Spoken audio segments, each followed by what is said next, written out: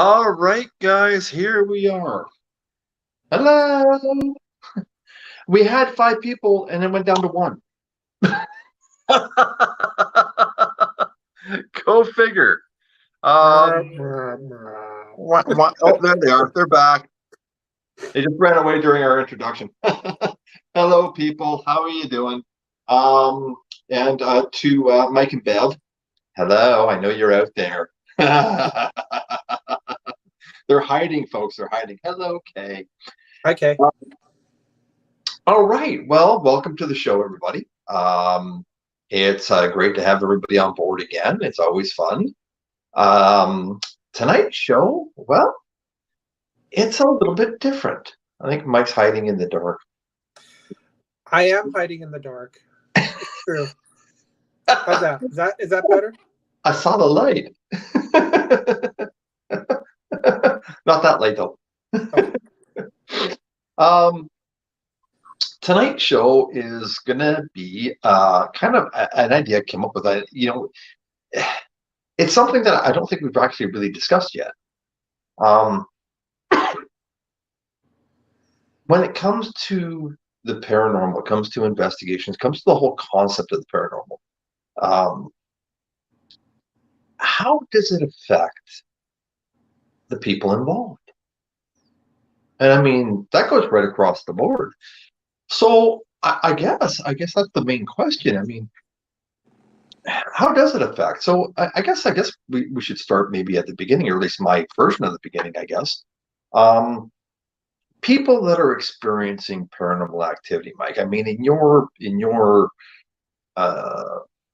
time in the field, what have you seen? Like, what has been the consensus kind of across the board, mostly?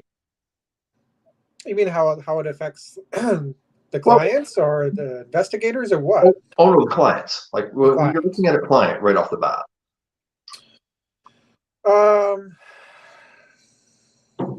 Usually there's fear, there's curiosity, there's the want, the need, the desire to understand, to find answers. That's really where it is. So, I mean, because in my time when I've seen clients, I've seen everything from, like you said, curiosity to absolute fear and scared and wanting to get out, wanting to move and stuff like that. I mean, I've never been on the end of needing an investigation. So I'm not really sure. I know what I've experienced with people, and I think there's a whole realm of how they react. I mean, I've seen people in fear that want to move out of their homes. They don't know what's going on. They've seen really creepy stuff, and they're just like, I want to move. I want to move out, and I want to move right now. Yeah. But that's not all the time. I mean, as you said, some people have curiosity and stuff. But if that fear is so strong, do you think that the fear that people are experiencing because of paranormal activity, because of what's out there and what's going on in their homes, do you think it's more based on reality, or like on what they're actually factually seeing and hearing and sensing? Or do you think there's also the influence of everything that's on TV and everything else that's causing even more fear than what's already really actually happening? I think there's a healthy dose of both. It's obviously no secret that everything that you see on TV is going to be playing a huge part in it. Yeah. Depending on the client, of course. If you have like I'm not going to generalize and say that people that are in their 60s and 70s don't watch Ghost Adventures and crap like that. But generally, they're not going to be influenced like from those shows, right? They may be. I mean, I don't want to paint everyone with the same brush, but when you have a family that kind of comes to you and they're saying that there's something going on, and then they start to explain the things that are going on, you kind of get an idea pretty quickly that it's not from watching TV shows unless they have a really overactive imagination. Yeah. Yeah.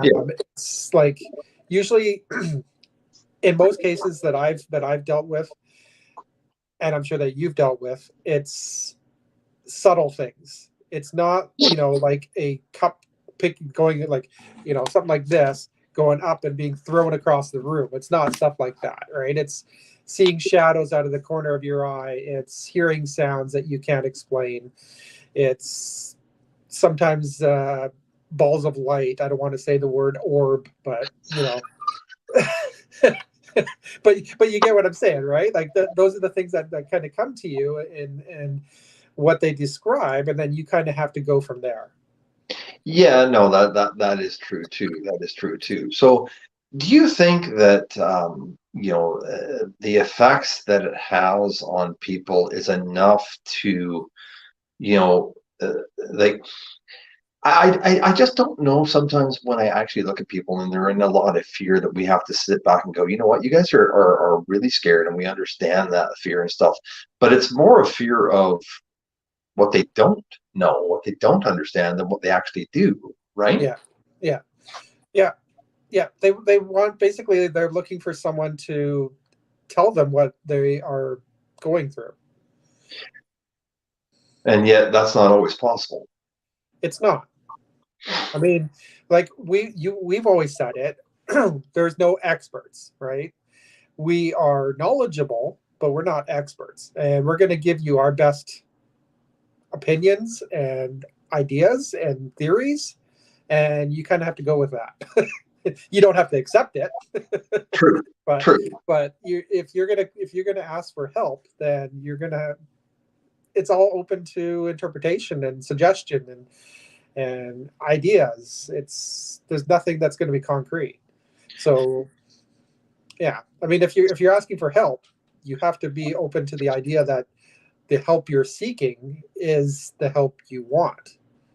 So like, I mean, I always have to wonder sometimes how these people are finding us when they ask for help.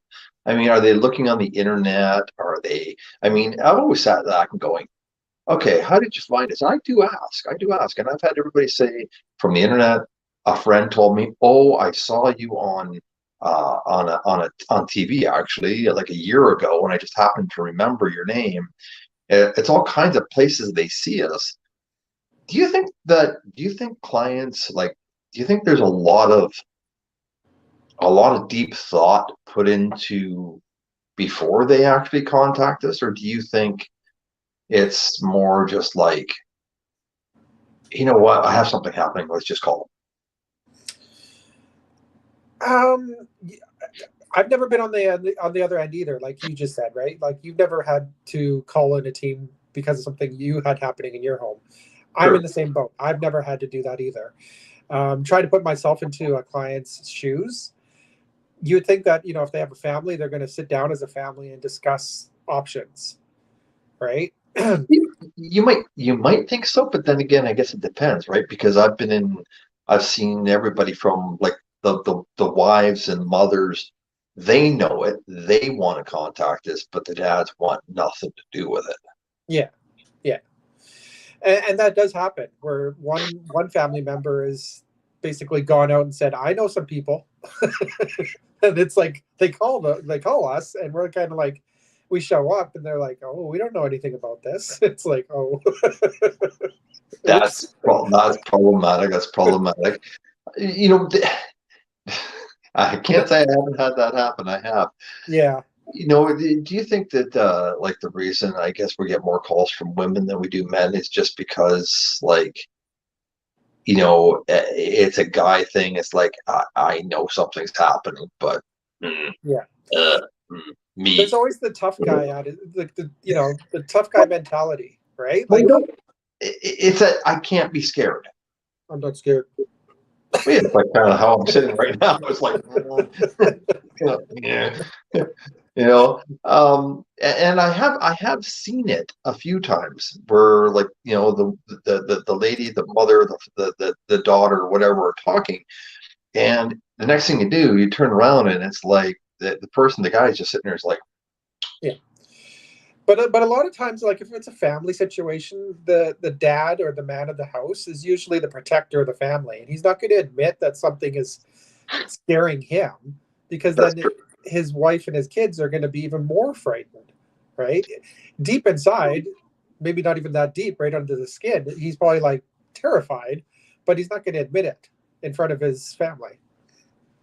That's a good point too. And that brings up like the whole other issue is you know it's that the whole family's kind of on different footings, because you have the mother at one footing, you have that motherly protection for the kids if there's kids involved and stuff like that, and then you have the father one like you just said, and they're both on different footings and at different levels, so it's really hard to deal with a family when you have all this mixture involved, right? Yeah, yeah, it is. Yeah, a family situation is really a unique challenge, whereas there's other cases where you show up and it's just one person living alone, right? True, And that's a true. very different dynamic for sure. Okay, just said. And very few clients who have contacted us from looking us up, it's been their comments to others who say, "Oh, I know a group." Yeah, yeah. I don't know. I don't know how all the Google searches and all that work. I know from my time with Amy running our team before we came over and joined the wonderful group of NPI. um, that was really Amy's department, was running like how the team is found online and stuff. But yeah, it's usually word of mouth is the biggest one, right? Like Yeah, you have a client, they go and talk about it to a friend who talks about it to a friend who talks about it to a friend, right? And then you have the people that have like they've never heard of us, and they have no idea that paranormal investigators even existed. yeah. So Oh, by the way, hi Amy. Hi Karen. I didn't see Amy come on, but you know, we have the mother on one hand, we have the father on the other hand. So, and I'm going to bring this up now because it probably traveled back and forth from this anyway a little bit.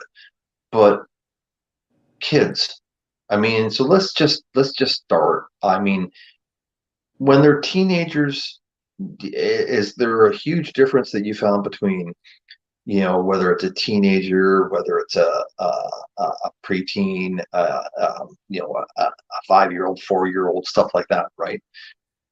What have you found, or what have you seen with that kind of aspect of things? well, my experience is it's kids are an interesting dynamic. Varying levels of defiance and curiosity and everything that goes along with it. When you become more adolescent, they kind of are in that discovery age of TV. Yeah, so yeah, that's so true. that's when that starts to play a part, right? But usually the younger ones are the ones that are a little bit more, you kind of have to pay attention to them, right? Yeah, I mean, not too young obviously, but you know if you look at them, and you can kind of judge them if you think that they're full of crap. well, you can to a point, but the one thing I think I found with kids, and I think this was oh, hang on a second, Mike, just a second, my phone's falling down here. Another thing that I think was unique we found with one family we were working with is that the youngest child, now I can't remember how old she was or he was. I think it was a he. There was multiple kids, I think, but there was a he, and he was only, oh God, maybe 5, I think. I'd have to look back. But the marvelous thing about working with kids is when they tell you what they see, Yeah, they tell you a really base version, because they're not at the point of really elaborating yet, like looking at something and going, I got to define this in my head. They just spill it. yeah, This is what it is. This is what they see, and they describe it the best way they can. And sometimes I found out when children do that, it is actually a very unique way of getting a very clear idea of what might be actually there, what they're seeing, or what they think they're seeing. Yeah. Because it's so blatantly just, this is what is, right? Yeah. This is what I see. So I like kids in that aspect, but they're really, sometimes it's almost terrifying for an investigator to kind of deal with that, because you're not sure where it could lead or which direction it could go Yeah. if you say either the right thing or the wrong thing, right? To them. Yeah. You don't Or want to the say the wrong parents. thing to a child. Or Absolutely the not. parents. Exactly. I mean, like if you had a kid that came to you and said, Mr. Pearson, I saw a man in my closet and he was tall and he had a hat. I mean, then you kind of have to go, well, like, You do. you Like, know, like a child is not, there's no stigma, right? To a child. They don't care what someone thinks about what they saw. They just want to tell you what they saw, right? bingo. So, whereas when you get older, especially as an adult, you are hesitant on saying what you saw or think you saw because you don't want to be labeled as crazy. That is true. And Kay just said, she goes, "Can I say you have to listen to the terminology used from a child? The words they use can tell you if their parents have been watching the shows." Yeah. I mean, if you Probably. have a kid that is telling you what they saw and then they go, you should put a K2 in there, be like, K.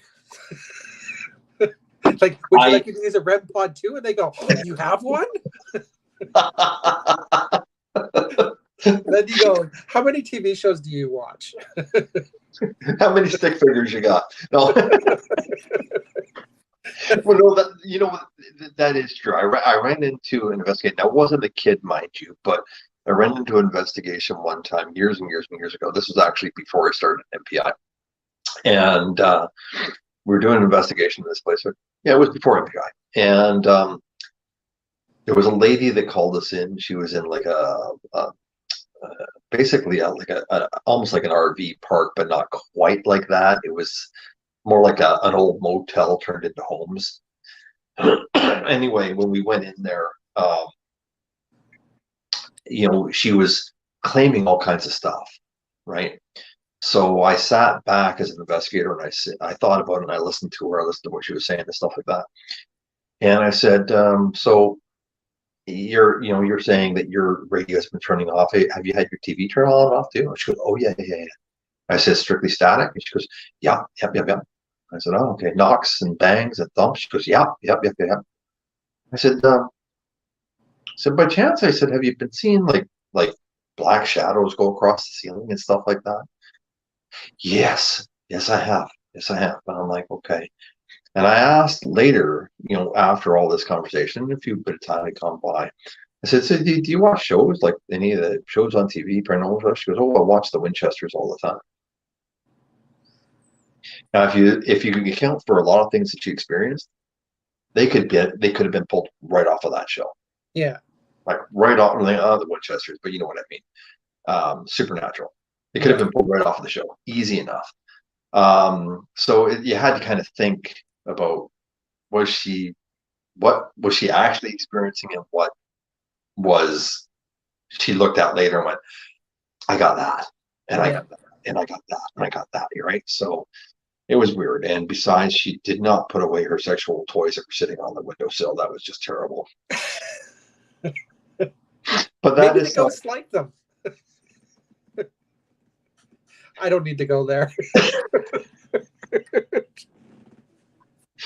That's one rabbit hole, folks. You're not going down. That's one rabbit hole. No.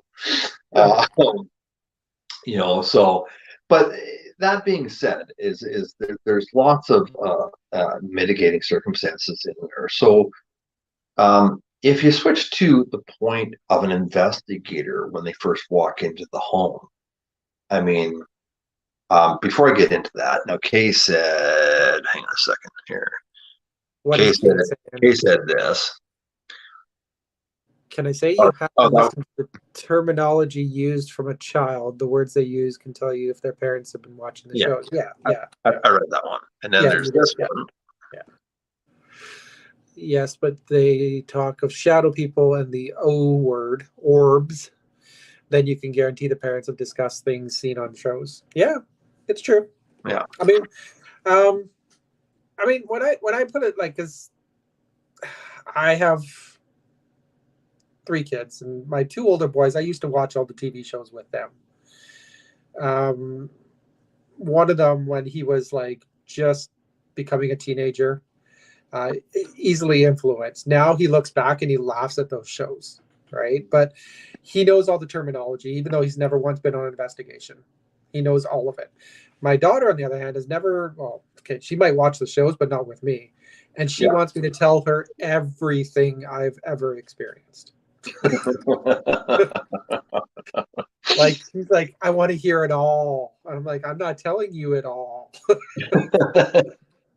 No, because some of it is, yeah, some of it's unique.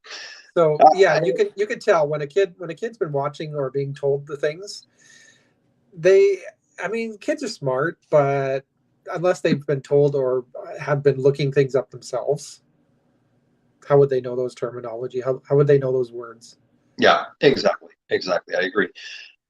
Now, an investigator comes in for the investigators, and normally, I mean, I don't know about every group out there. I don't know how every group operates. I know that I try to do a preliminary, which I mean, I usually send anywhere from 2 to maybe 3 people out to do a preliminary.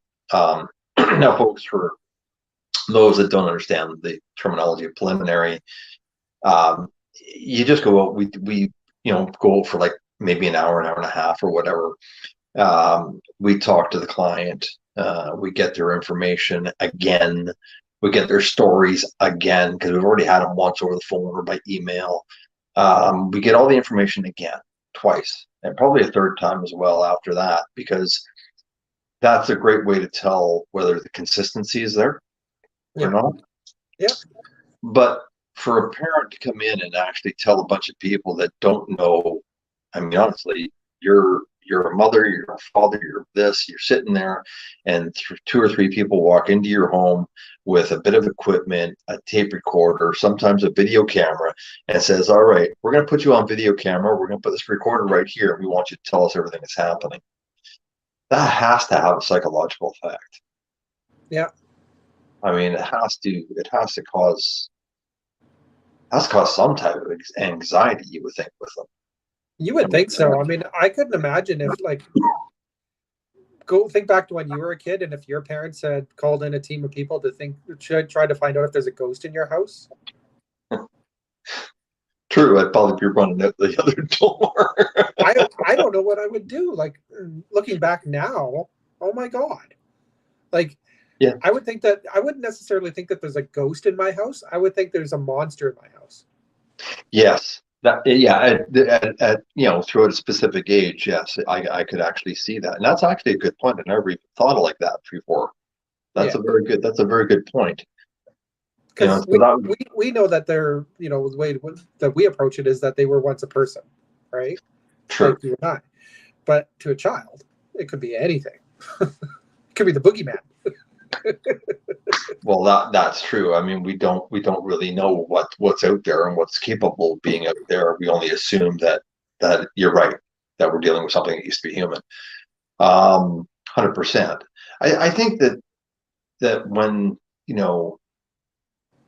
when they get, at least when I guess there's a kind of a twofold thing.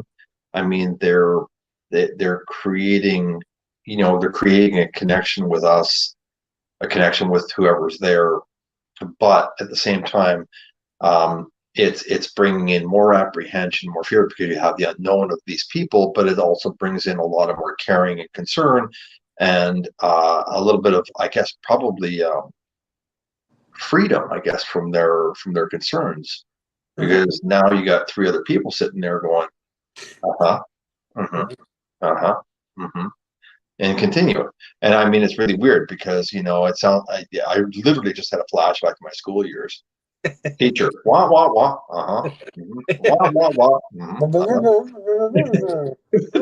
But then, that was a flashback, folks. Um, But 10 that days ago. in a nutshell. But that's really, they're getting that information out, and their fears and their concerns and everything else to us. Yeah. Now, if you were to, I mean, I'm not really sure how to say this. When you, if somebody were to say, any investigator were to say, when people put that stuff out there to you and you get that information and stuff like that, what are the top 4 or 5 things that run through an investigator's head? Oh my God. You know? It's never the same thing. There's so many things that run through your head, Yeah. right? Like Yeah. as an investigator, you're trying to take in so much, right? Like like you said, if it's a preliminary, you're trying to look for consistencies in the Yeah. story. Yeah. You are looking around your surroundings, right? You're kind of making note of like as they're talking, you're like, okay. Mm-hmm.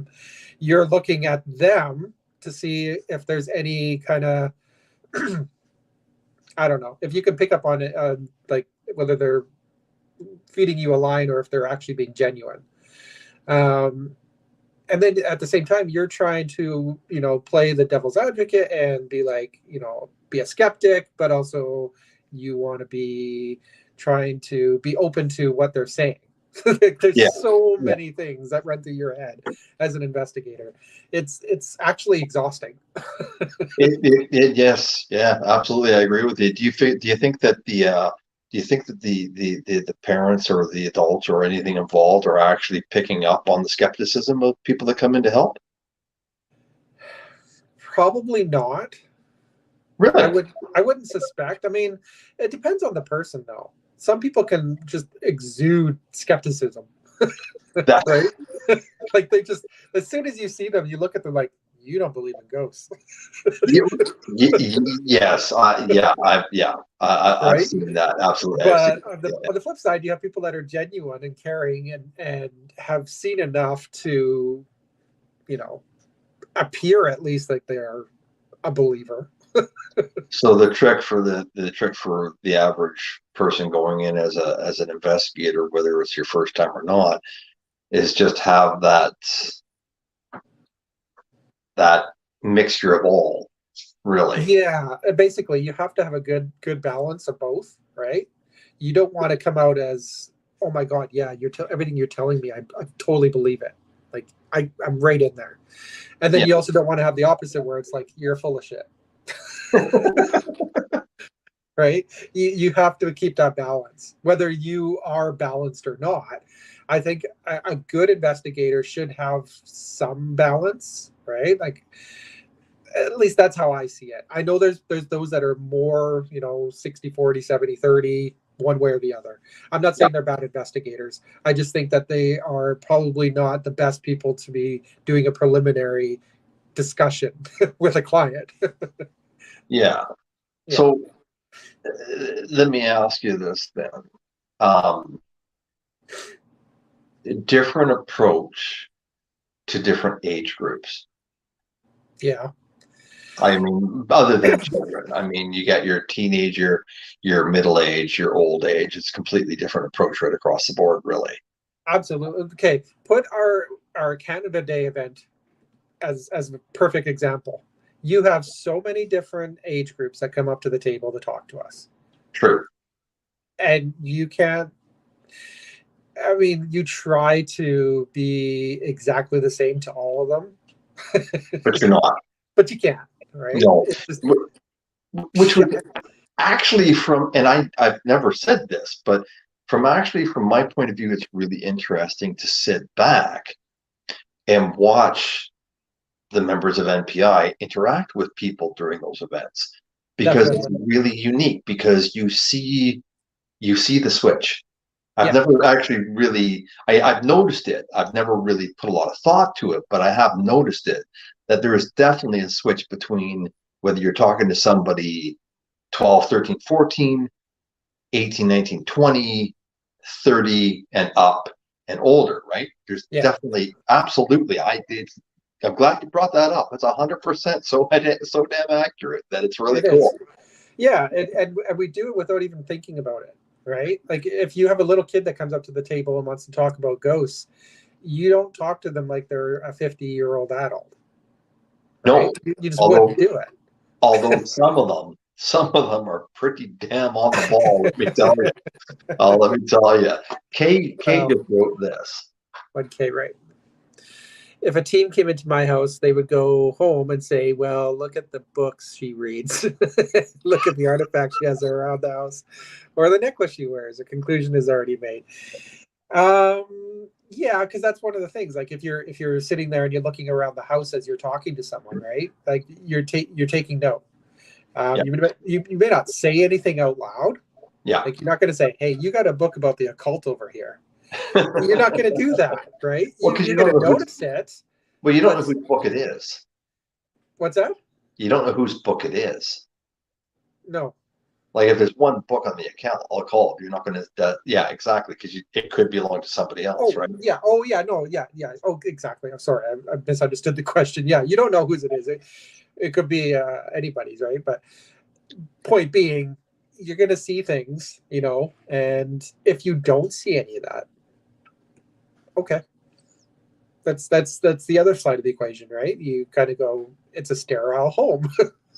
There's like nothing here. What did they say on Poltergeist? This home has been cleansed. It's been clean. No, your house is now clean. I think that's how it was. It's been a while since I watched it. October. How many months is that? 4 months ago. It's a long time ago. Well, like Kay said, she says you look for clues. Yeah, that's from an investigative standpoint. You do look for clues. That's true. But then, does that influence that influences the investigator to, I guess, consider more options as to whether there are influences to the person you're talking to or not, I guess.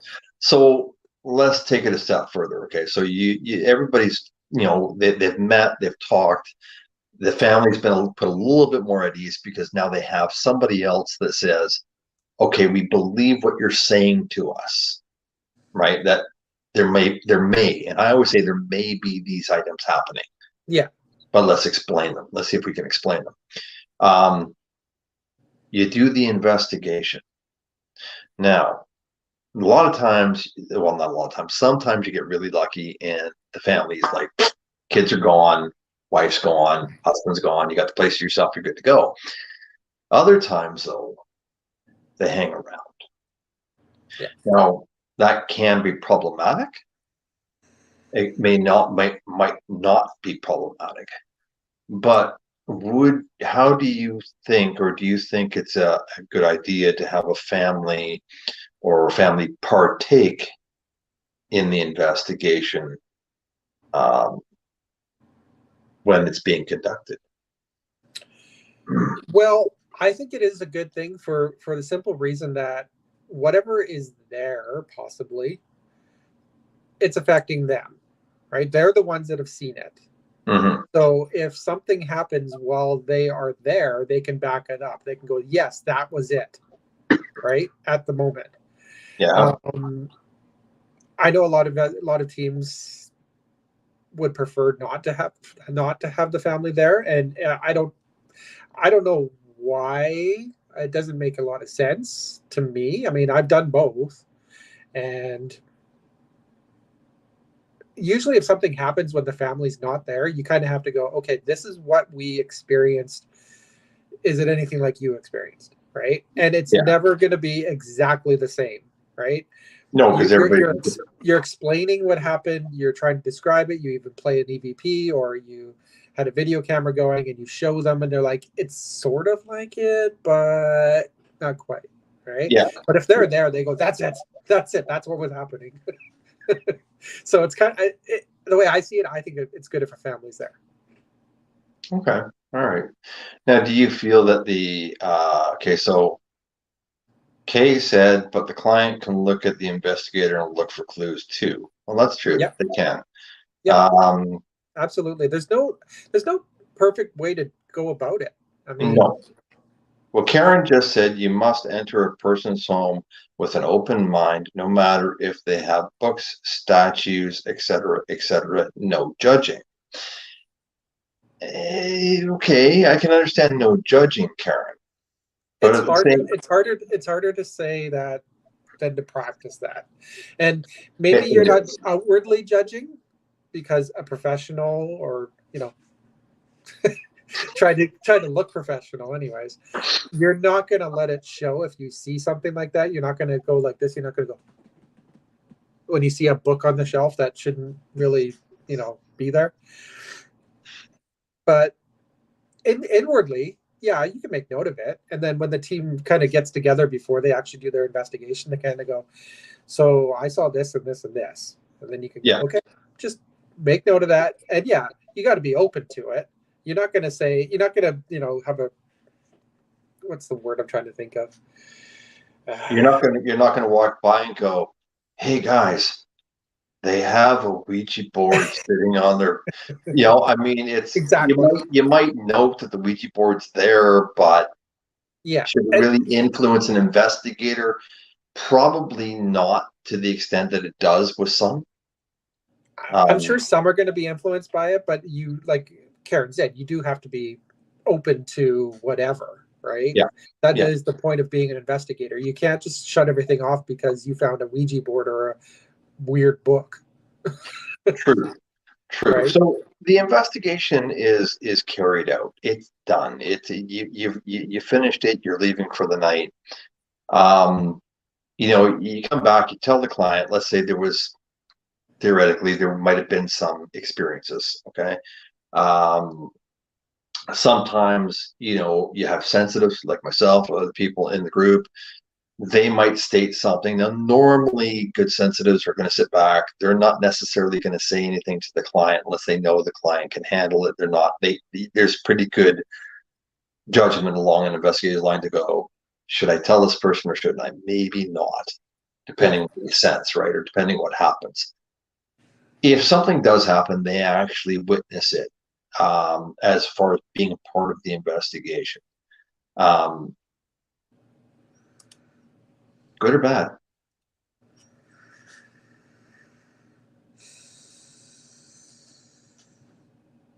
it's all open to interpretation. Fair enough. Fair enough. There's good and there's bad. True. True.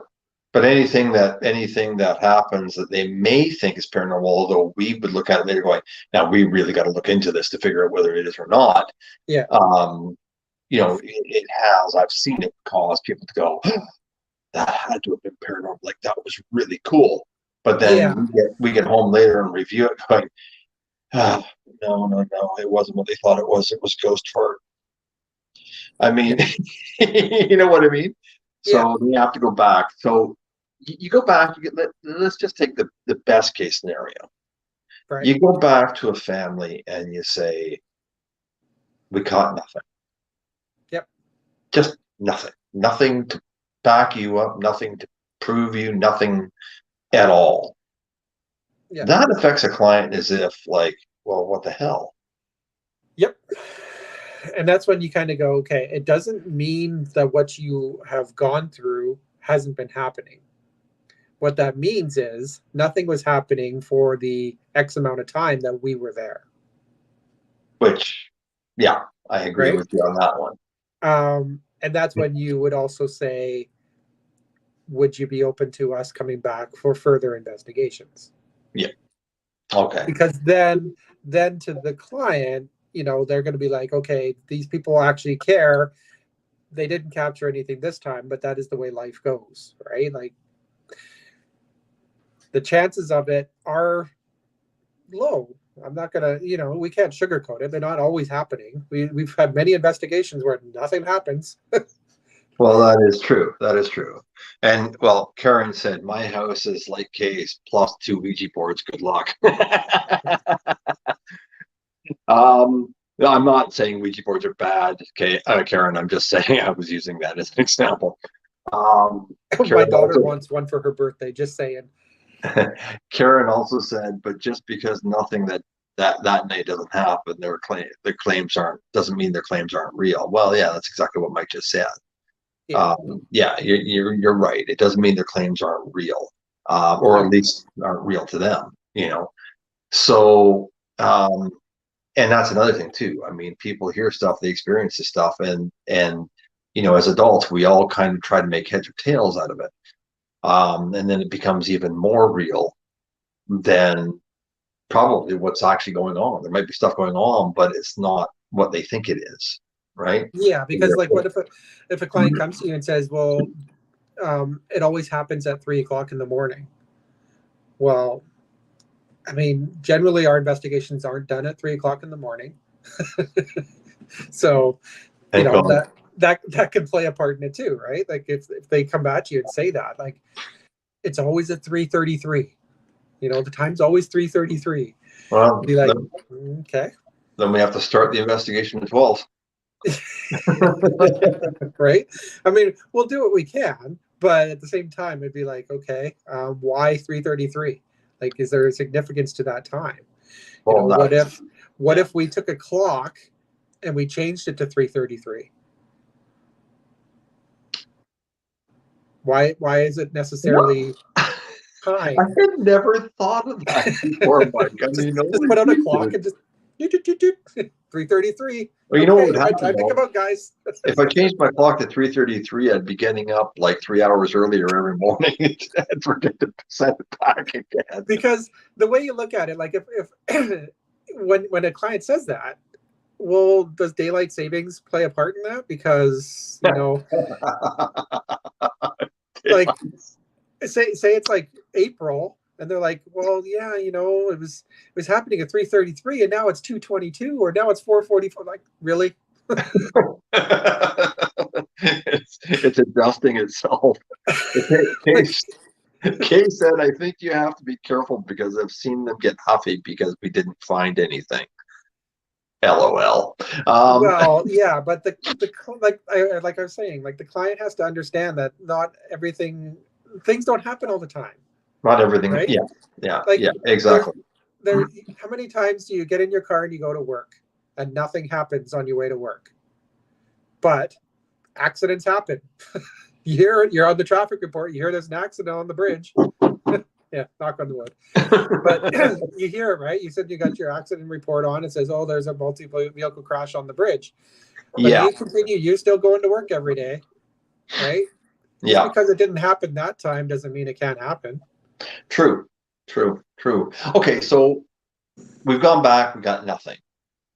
Now you go to the complete opposite of that. You go back. Where shit hits the fan, literally. You got a ton of stuff. You got stuff that you sit back and going, holy shikers. First question, I guess, investigator to investigator, do you give everything back to the client? Yes, because if it's a home, it's their home. It's their right to know. But it's our job to help them understand what it is or what it could be. Okay, so let me ask you this, because we've run into it. Okay. Yeah. You go into a home, somebody's dealing with something, they're frightened, they're terrified. Okay. You go in, you get stuff, and you go, wow, I mean, we got some interesting stuff and some stuff that might be questionably upsetting or frightening or, anything like that. Do you just say, oh, I'm going to give it all back to you and do the best to explain it? Or do you consider the situation the person is in before you give back information which could cause them more stress and undue anxiety than they already experience because of the nature of what you find? Yeah, I can understand that. That's a tough call.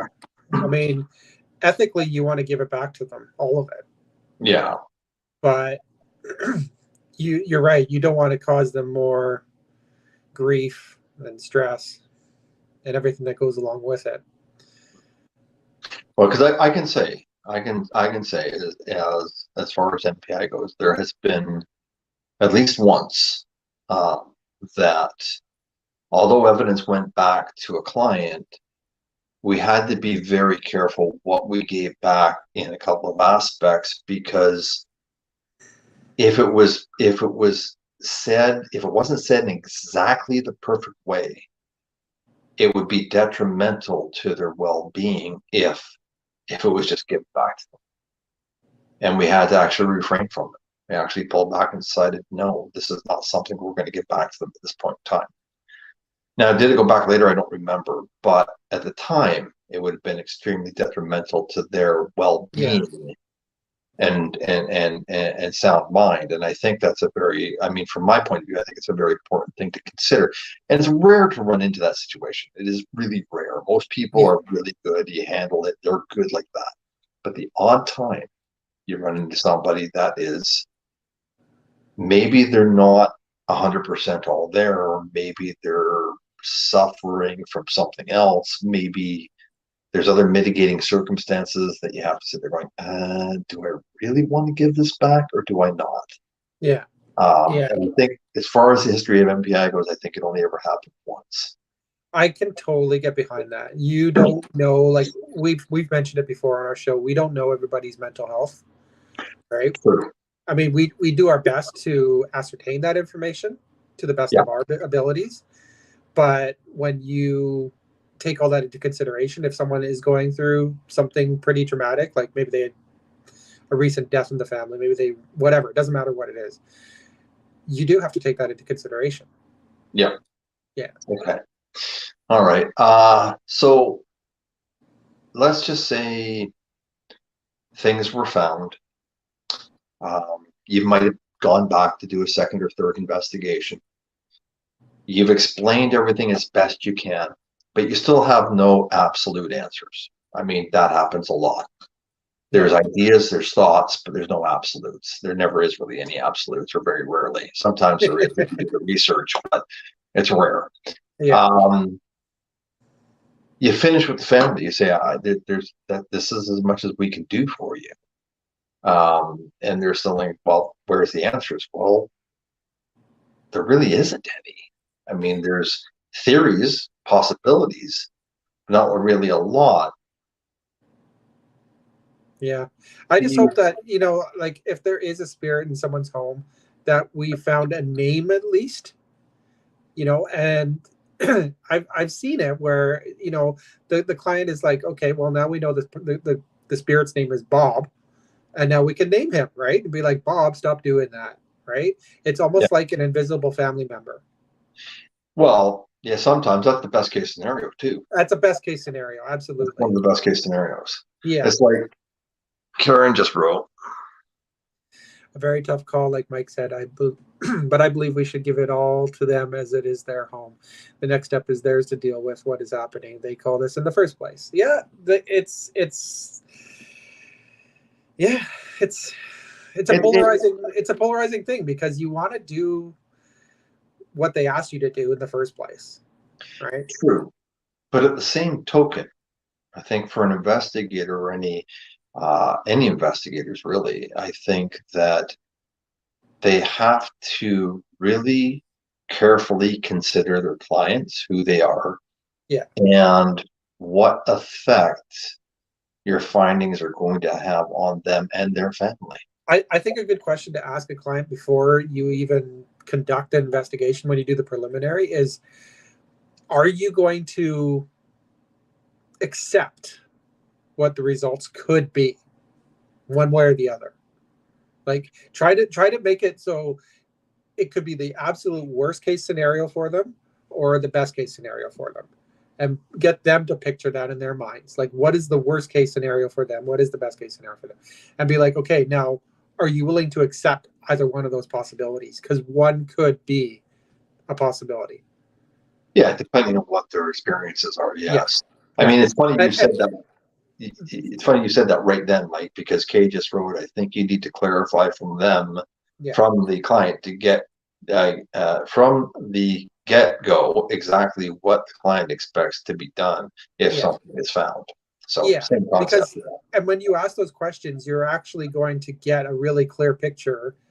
It won't be like, HD or 4K, but it's going to be a clear picture of how they're going to react Yeah. should you find worst case or best case. Yeah. Yeah. Yeah. Okay. I can agree with that. I can agree with that. But there are the odd case out there where you just have to go, ugh, because you Yeah. know it's going to be so detrimental. Yeah. They, Sometimes you just have to sit back going, it's not going to be worth it. No matter what we do, it's not going to be worth it. And you know what? It was weird because we've run into that situation, like I said, and when we did, it was tough. It was a tough call. Like everybody agreed, but it was a really, really tough call. I mean, the discussions, I don't think people clearly understand the discussions that investigators go through when it comes to, I mean, sometimes when we do average investigations for somebody that's, doing well and stuff like that, it flows and it goes pretty quickly, and this stuff goes back to the client. Everybody's kind of, wow, cool, this is really interesting, blah blah blah, you've helped me out, great, thanks, goodbye, right? Sometimes it's really simple as that. yeah. But the odd time, like we've had some really good in discussions, as when the groups get together and start discussing this stuff, or even over the phone or back and forth doing chats and stuff like that, and the fluctuation on which direction to go is like, oh, holy crap, okay, I just had 16 different opinions, and they're all going, you know what I mean? And it's really interesting because I don't think clients actually really have a clue what the investigators go through. No, from an investigator's point of view, like most people know that we're all volunteer, right? Yeah. We don't do this for any other reason than a sheer genuine curiosity and a want to find answers. We're not only finding answers for the client, but we're finding answers for ourselves, right? Yeah. But mentally, it's exhausting. Oh yeah. But at the same time, it's rewarding. It is. It is. So, it's like, yeah. It's like, yes, I got that. yes. I know Amy came up with the term. I know she's listening. She said she's on listening on Bluetooth in her car. So I have to give her credit. She liked to call it paranormal Christmas. So you have an audio recording and you start to go through it. It's like opening a present, and it's like you're slowly taking the ribbon off, and you're slowly peeling back the wrapping paper, and then you get to the box, and you start to peek inside the box, and all of a sudden it's like there's something there. I can't quite tell what it is, but there's something there. Well, this came up, and I know we're not long on time here, but I want to show you this. But this is what Kay said. And there was a conversation earlier about this, but I won't get into that. But have a look. If you told the client that yes, your house is haunted, and they freak out and sell their house, then the family come back at you with legalities. Yeesh. Yeah, I mean, like that's all part and parcel. Like, what is it? What if asking the questions? If you are, worst case scenario, you have a ghost in your house, or something weird, really, really bizarre, right? What are you going to do with that information? If they say, well, I'd probably sell the house and move, you don't want them to do that. No, but I've had people ready to do that. Yeah, I can understand that too. I think that that's another reason why we have paperwork when people sign. I mean, it's so they can't come back to us for that. But I don't think there's been very few times, if ever, that I can remember, that I've actually said to somebody, your house is haunted. I like to use a term that I think you might have some paranormal activity here, unexplainable stuff, and maybe some stuff that can be explained. But when they say, are you man, I'm haunted? No, I mean, you're not running out of your house screaming. So I would say no. I don't think you're haunted in that true meaning of that word. I think you have Okay. activity. I think that can be explained, but haunted. But I don't. I think I told Kay earlier that in Canada, it's not like it is in the U.S. Like teams down in the U.S. will not do rentals. They will not do apartments. They very rarely do that kind of stuff because people can come back on them if they say it's haunted or something like that. I Yeah. think there was a case in Ontario that went through when somebody tried to do that. Come back at somebody and say my house is haunted. You didn't tell me it was haunted. Blah blah blah blah. The judge just threw it out because they said, okay, so first of all, is it detrimental to you? Well, not really. Is it a dangerous place to live? No. And then you have to prove beyond a shadow of a doubt that Yeah. whatever's there is actually dangerous to you. Then Yeah. and only then would the judge maybe say, okay, well, maybe that shouldn't have been said. But it would be so much to go through to do that up Yeah. here that I don't think it's something that you really have to worry about too much. And No. most people don't say haunted, they usually say you might have some degree of paranormal activity here, right? Unless you run into a really cool place and it's like, you know what? Yeah, I'll admit it seems to be haunted, but we got to come back about 15 times. Okay, please. Yeah, I don't even say there's possible paranormal activity in your home. I just think I always like to say there's something here that we can't explain. And Karen just wrote this, so we'll answer this question. Does a realtor have to disclose a possible haunting? I don't believe in Canada legally you have to. No, no. No. You don't even Uh, have to. You don't even have to disclose if someone died in your house. well, now, yes, you do. No, okay. You don't have to disclose if somebody died in your house, if they died of natural causes, like somebody died of old age or something like that. You do not have to disclose that. If somebody Right. died because of Okay. a Yes. murder, Yeah, you that's a do bit have to different. disclose that. Yeah. So there is a If there's there's criminal activity surrounding a death, yes. thank But you. you're right. You're right. Yeah, If someone dies from natural causes in a home, no. yeah, yeah. Yes. Okay. So that's kind of answers that question for you, Karen.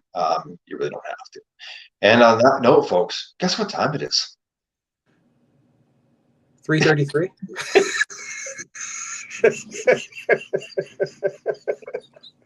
3:33. There you go. Damn it, I forgot the 7 o'clock. Oh my god.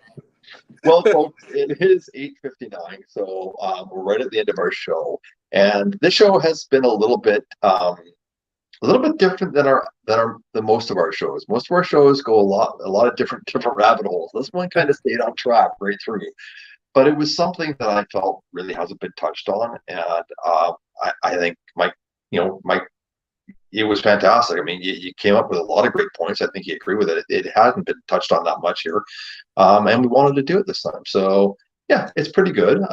Next show next Friday, it's just going to be another series of rabbit holes. And next Friday, you got a guest. That's all I'm going to tell you. Oh, we do have a guest. You're right. We do. We have a guest. This person will. I'm not going to have this conversation. We're going to have this conversation between myself, Mike, and this person too. We're going to get into a whole other rabbit hole. I think there's a few gopher holes and wormholes in there too. So we're going to have some fun next Friday. And I Anyway, have no idea what the subject matter is. Do I? I don't think so. no, I haven't told you what the subject matter is yet. You kind of know it, but we haven't really said it. I'm Anyway, going down a black hole too. anyway, folks, from both of us that are here at Off the Cuff Radio, I'd like to thank you very much for joining us. Have an awesome night. So for myself, Daryl, And me, Mike. take care of yourselves. Have a good night, and we'll see you again on Off the Cuff. Bye, bye, guys. Bye, everybody.